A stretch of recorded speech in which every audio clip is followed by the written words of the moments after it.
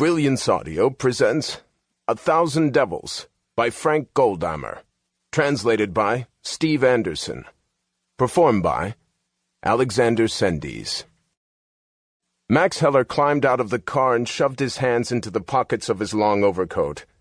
His breath froze, his eyes watering from the cold. The days-old snow along the path was packed down and slick, and the cardboard cutouts serving as his shoe insoles couldn't stop the chill from creeping into his feet. His face was red. He had shaved using hard soap and water that was far too cold, despite the pains he'd taken to thaw it. His stomach was rumbling. He had saved the slice of bread Karine had left him for breakfast, so he could eat it at lunchtime with the thin soup served by the public kitchens.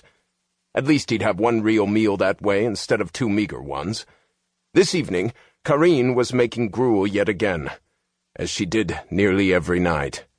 The stuff downright disgusted Heller by now, though he knew he should be thankful. Frau Marcourt, who'd taken them in after they were bombed out of their home in '45, happened to know a milkman. He leaned forward to look back inside the black Ford Eiffel, then grunted from annoyance and slammed the door shut. He had been in such a hurry that he'd left his scarf on his desk. So he pushed up the collar of his overcoat and pulled his flat cap down tight. It really was bitterly cold.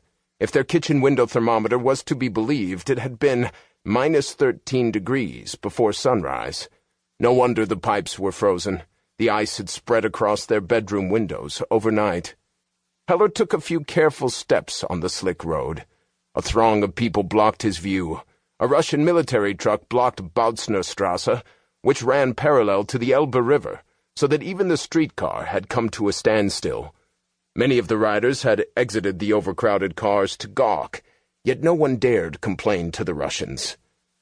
Werner Oldenbusch climbed out of the Ford. He slammed the driver's door shut, rubbed his hands, and jumped from one foot to the other. "Comrade Oberkommissar!" a cop called out to Heller. A member of the New People's Police, the cop wore a German army overcoat dyed brown. He shoved through the crowd gathered on the steep slope above the Elbe, then saluted Heller.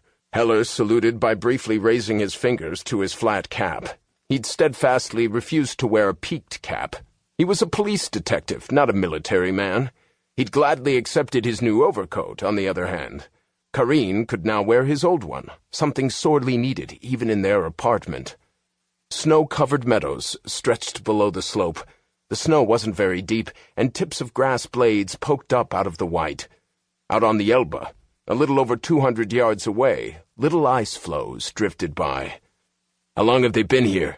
Heller asked, glancing at the truck with the red star on the driver's door. "Just arrived. Won't be much left for you, I'm afraid." The cop added an apologetic shrug. Heller had figured as much. He still wanted to get a better look at the victim. "Clear path for me. Werner, come on." "Out of the way!" the cop shouted at the crowd. "Get a move on, pronto!" The onlookers shoved each other out of the way. "Wait!" Heller shouted at two Soviet Army soldiers about to remove a body with a stretcher. The deceased wore a Soviet Armed Forces uniform, his face covered by a uniform jacket. Heller raised a hand and blocked the soldier's path. "Stoi! Police detective!" The two Russians stood still and looked to their superior, a young man with Asian features who forcefully waved a hand and ordered the dead man onto the truck. He turned to Heller. "Not your job, comrade. Our job. Do svidaniya." Heller let it go. There was no point in arguing. "Where was the corpse found?" he asked the cop instead. "I'll show you," the cop said in a helpful tone, then walked toward the slope along the river. He pointed at a cluster of bushes about 3 yards below them. "That's why no one found him sooner," Heller said, thinking aloud. "A man went to relieve himself, found this instead. It was already good and light by then, around 8 or so. He was lying head first, and his legs—" "1 second," Heller said, barely stopping the cop from climbing down to the crime scene to describe it all. He needed Oldenbusch, his forensics man. Heller used his official voice.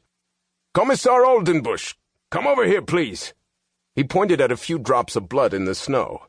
"Think you can get a photo in this cold?" Oldenbusch nodded. "I think so." Heller looked around, frowning at the crowd that refused to disperse. The Russian truck was still there. Restrained amusement was spreading among the onlookers.